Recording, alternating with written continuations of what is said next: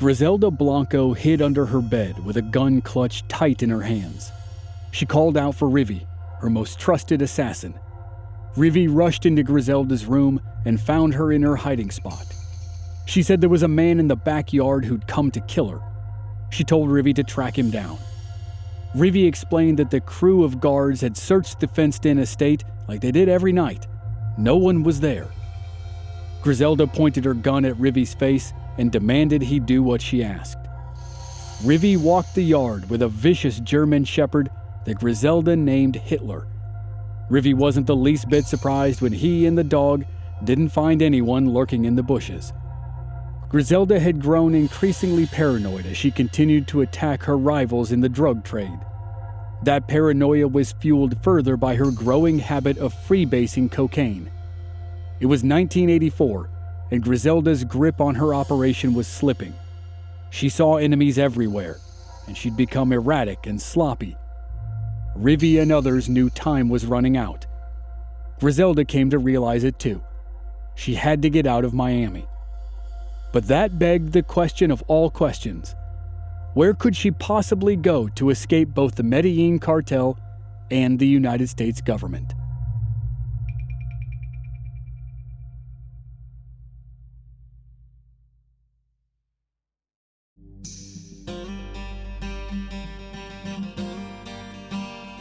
From Black Barrel Media, this is Infamous America.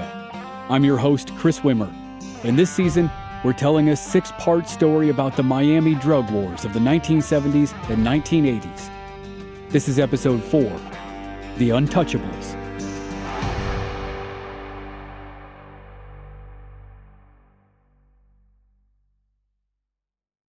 Miguel Miranda murdered for business, fun, and faith. He was a drug boss and a club owner. In his spare time, he practiced a version of the Afro-Cuban religion, Santeria. A detective would later say that for Miguel, killing was like getting up in the morning and eating breakfast. When Miguel killed someone, he didn't make it clean. He shot a Santeria statue maker 20 times after getting angry about the amount of money the man had charged him. He put the body in a trash bag and dumped it on the side of the road. He killed 2 cocktail waitresses and threw their bodies in the trunk of a car. He once shot a man, stuck the body in a large drum, and left it floating in the water for the cops to find. Miguel, who had more aliases than law enforcement could count, spent a lot of time at the Mutiny. In the book Hotel Scarface, author Robin Farsad said the Mutiny was the favorite saloon of the cocaine cowboys. It was a hotel and club where members of the cocaine trade met to do business, do drugs, and to be entertained by a group of women who were dubbed the Mutiny Girls. Griselda Blanco was said to have held court in one of the Mutiny's suites in her early days. Smart cops knew the Mutiny well. They used it as a place to meet informants and to keep tabs on some of the bigger players in the cocaine scene. By 1981, Miguel Miranda had still eluded them for the most part. He'd been picked up by police multiple times, but not for the murders he'd committed. Then one night, Miguel met a Mutiny girl who was relatively new to the scene. He told her he worked in film, television, and fashion. He invited her to a VIP party. The last time anyone saw her alive was outside of one of the hotel suites. Her body turned up in Key Largo a few days later. She'd been wrapped in a mutiny blanket and left by the road. Injection points were found on her jugular vein, her arm, and her leg. It was a case of murder by cocaine. Despite the Mutiny's reputation as a haven for drug kingpins and killers, the murder of one of its own didn't go over well. It was believed the killing had taken place at the Mutiny and the body had been moved. When authorities started questioning the employees, some of them started talking. In April 1981, about a month after the incident, law enforcement was looking for Miguel in connection with the murder. They got the drop on him outside of his club, but Miguel made it into his car and took off. DEA agents and police pursued. A shootout started as both sides sped down the street and fired back and forth. Finally, a DEA agent steadied himself and killed Miguel with 2 shots to the back of the head. A later search of Miguel's compound revealed evidence of ritual animal sacrifice, blood drinking, and a massive weapons arsenal. In the room with the weapons, cops found a sign that read, "Heavy equipment of the Cocaine Cowboys." Homicide detective Raul Diaz had spent plenty of time at the Mutiny while working his cases. He saw what it took for the DEA to bring Miguel down. When State's Attorney Janet Reno attacked the DEA for using excessive force in the shootout with Miguel, the agent who killed him said he had no regrets about what he'd done. Diaz couldn't have agreed more. Since he'd come to homicide from narcotics, Diaz had been arguing that Dade County needed a special joint task force to combat the drug gangs that were waging war on each other and Miami. He looked at the Miguel Miranda case as proof that the only way for law enforcement to win the fight was to increase its firepower and kill if it had to. Diaz believed that if a select group of local detectives and DEA agents were given special authority, they could bring the cocaine wars to an end. He ran up against politics and bureaucracy at every turn. But the DEA's success in cases like that of Miguel Miranda and the growing national spotlight on Miami's violence finally convinced government leaders in South Florida and Washington, D.C. that Diaz was right. After years of local police failing to curb drug-related violence or bring any high-level traffickers to justice, Miami's Central Tactical Unit, Syntac 26, was born. Like Griselda Blanco, Syntac 26 had a list of enemies and a plan to take them down.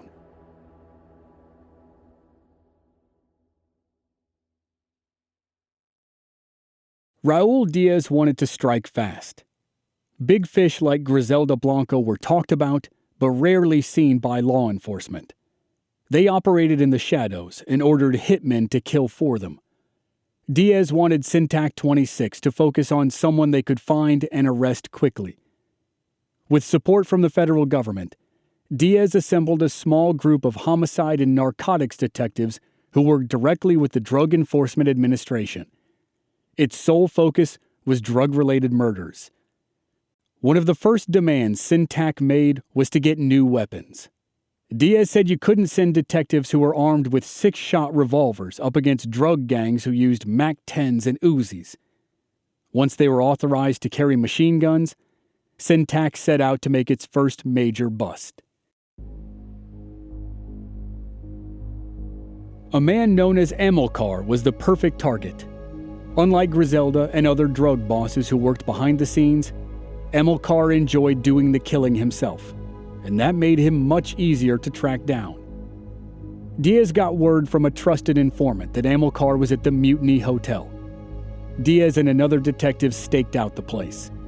When Amilcar and his bodyguard exited the Mutiny and drove off in their Pontiac, Diaz followed and called for backup. Amilcar managed to shake Diaz, but another Syntac team quickly picked up the pursuit. Then, Amilcar's Pontiac suddenly came to a dead stop in the middle of the road. As a traffic jam piled up, the Syntac members on his tail feared they'd lose him.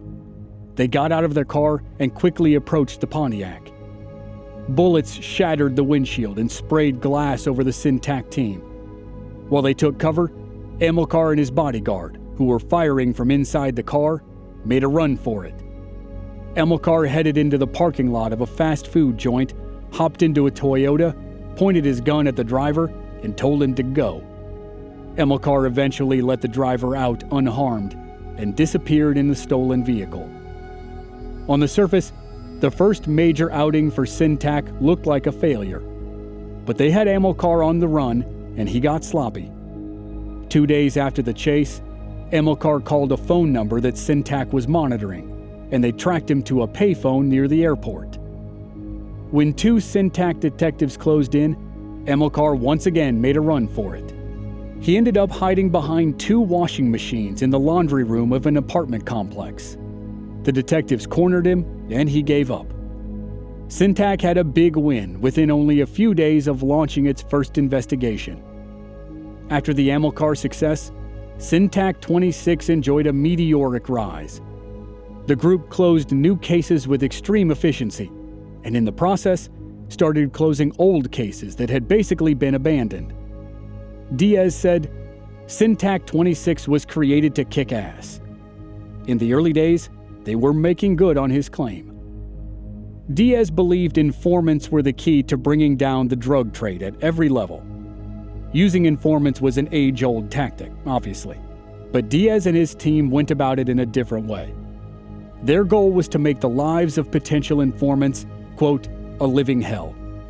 Syntac made it clear that talking to the authorities was the only way for them to avoid getting arrested or getting killed. Diaz's methods proved effective, but it was his work with informants that ultimately caused his downfall. As Diaz's fame continued to grow, not everyone around him celebrated his success. Some cops thought he was arrogant and power-hungry. Homicide detectives outside of Syntac resented the resources the task force was given and the glory coming Diaz's way. Police leadership in Miami and in Dade County didn't like that he'd been given so much authority in such a short period of time. Rumors circulated around the department that Diaz was corrupt, and people Diaz had put in jail claimed he acted inappropriately with informants. They said he helped informants cover up crimes and falsify evidence so they could remain useful to him. Then, a story from his early days on the force emerged.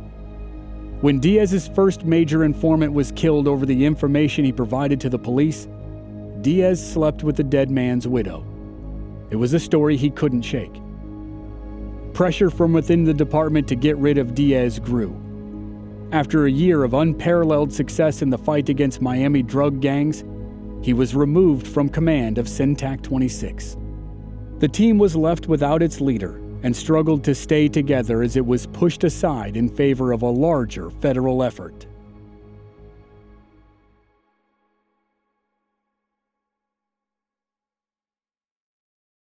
The U.S. government wanted more control over the war on drugs.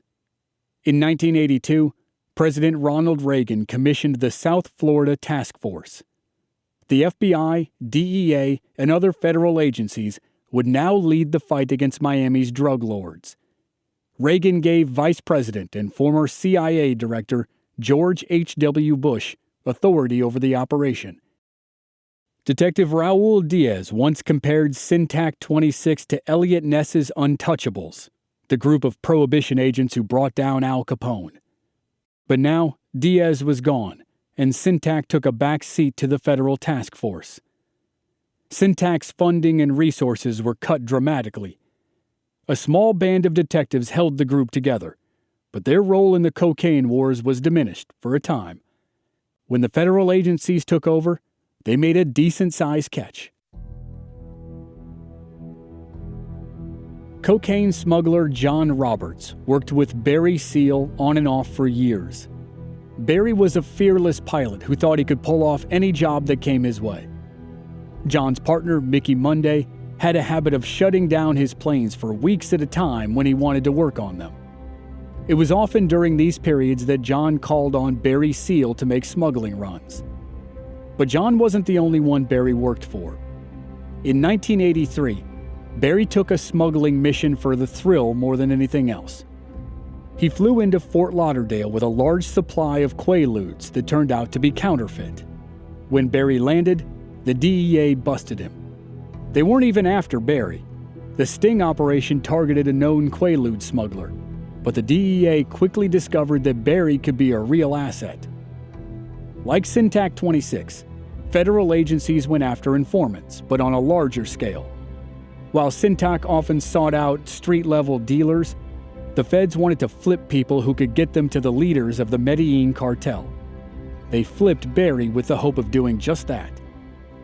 Jon had no idea Barry was now working for the U.S. government, and neither did Max Mermelstein, who was technically still running the smuggling operation, or their immediate bosses in the cartel.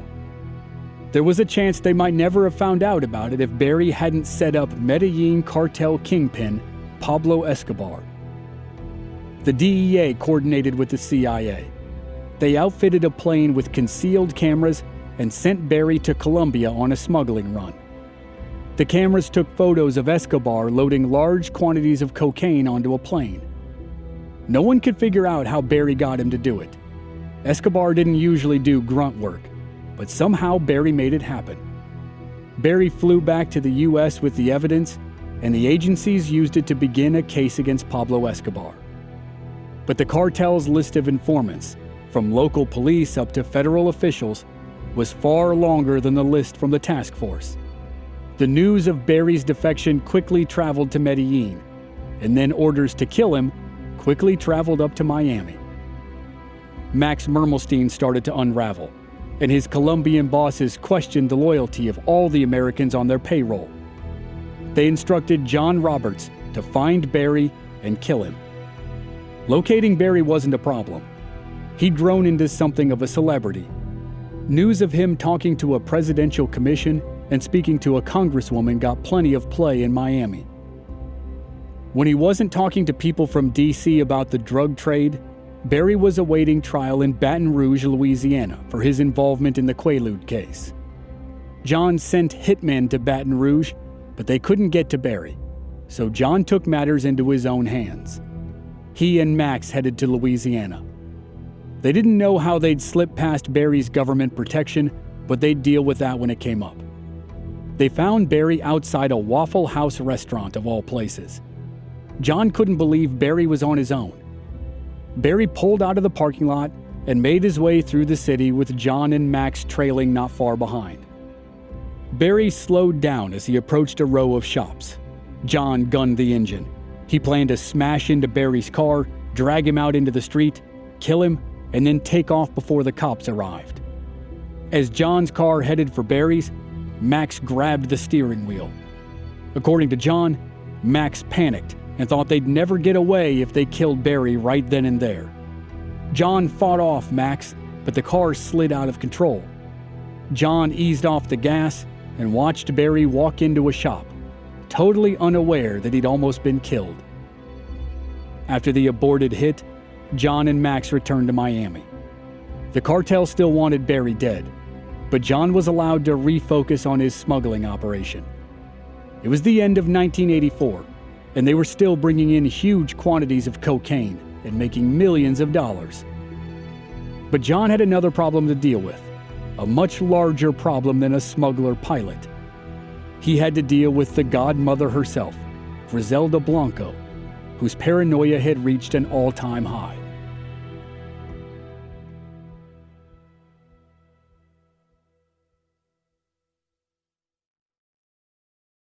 Jon Roberts' Colombian boss paid him a visit.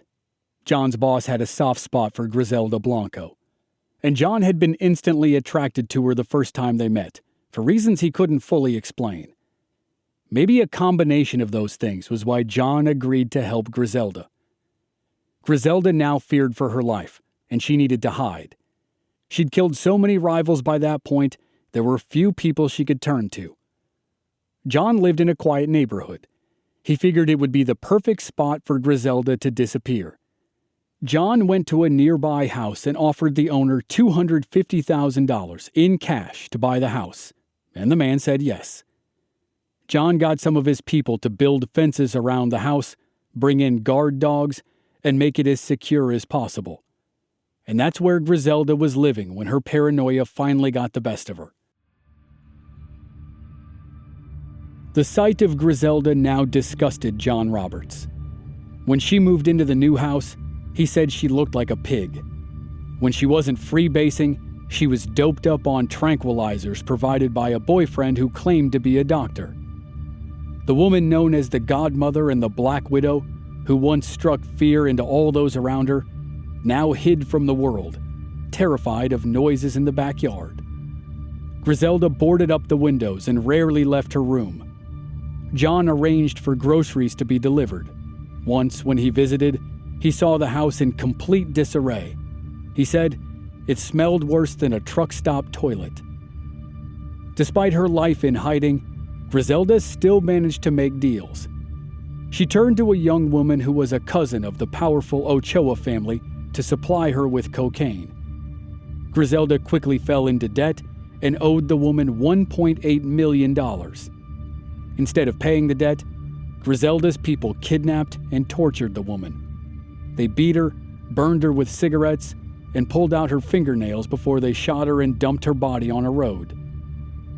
Griselda claimed she'd paid the woman, but never received the 150 kilos of coke she was expecting. Nobody in the Medellin cartel believed Griselda's story. The godmother had finally crossed a line. Killing an Ochoa was unforgivable, and all-out war was coming for her. With that knowledge, and paranoia fueled by who knows how much drug use, Griselda thought she heard a sound in the backyard. It sent her scrambling. She grabbed a gun and hid under the bed. She called for her top hitman, Rivi, and ordered him to check the property with her vicious German shepherd named Hitler. Rivi knew it was a fool's errand. He knew there was no one outside, but he complied. He and Hitler checked the backyard, and, of course, they found nothing. But the experience that night finally opened Griselda's eyes to her situation. She needed to leave Miami. Late in 1984, she escaped to Orange County, California, between Los Angeles and San Diego, hoping she could hide from the Ochoas and everyone else who wanted her dead. Jon knew his Colombian boss let Griselda flee. The Colombian boss couldn't actively protect her, but he still cared about her enough to look the other way when she ran to the West Coast. Jon was glad to see her go. Her battles with rivals and the added heat from the Ochoas brought way too much attention to his operation and his neighborhood. Griselda's time was almost up, and so was that of Jon's immediate boss, Max Mermelstein.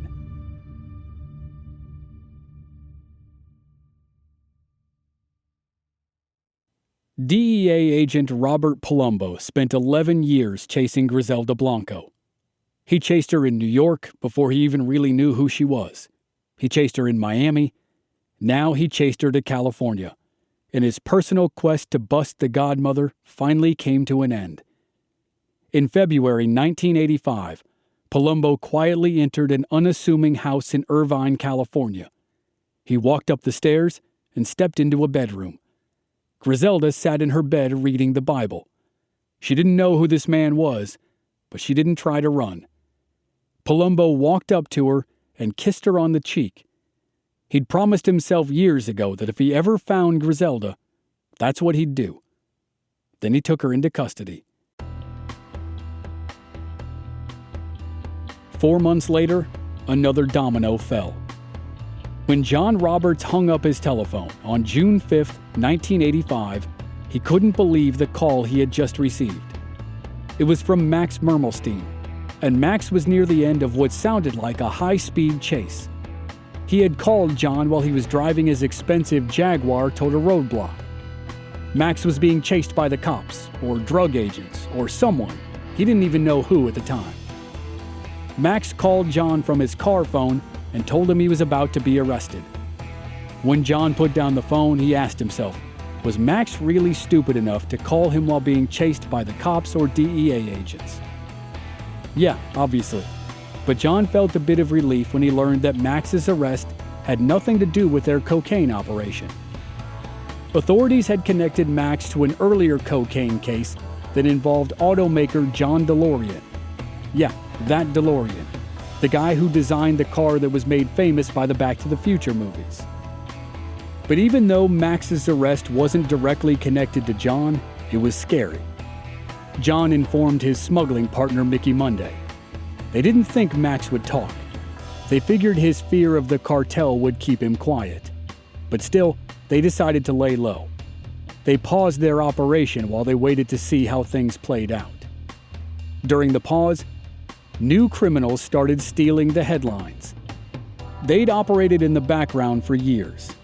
Like all organizations, they started small, just little things here and there. Through the early 80s, while some of the old guard dealers and smugglers in Miami started to falter, this new element rose. It turned its small successes into bigger successes. With more success came the desire for more money, more action, and more power. With the increased money and power born of easy success came the feeling of invincibility that nearly everyone in the drug trade experienced at some point. The feeling that usually peaked right before the fall. For the new group, the peak was the summer of 1985, and it was followed immediately by the fall. When headlines about the actions of the group broke, the general public was probably surprised. But people inside the drug wars, both the dealers and the agents, couldn't have been shocked. Drug traffickers in Miami were known as the Cocaine Cowboys, and a nickname for the new group was easy to coin: the Cocaine Cops. A group of young officers started as good patrolmen, but then fell under the spells of easy money and flashy lifestyles. The month after Max Mermelstein was arrested, they started robbing boats on the Miami River. That was the peak, and what came next was inevitable.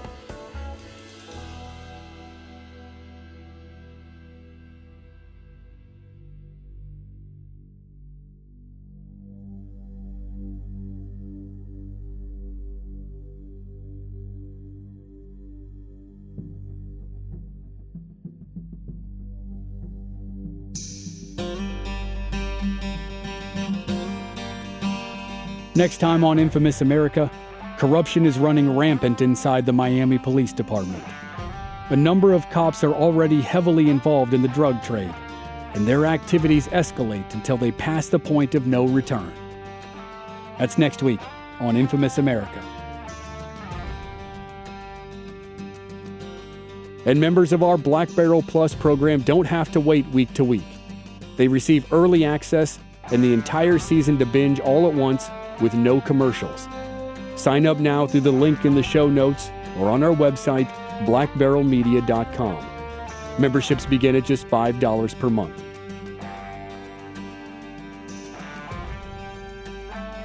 This season was co-executive produced by Stephen Walters in association with Ritual Productions.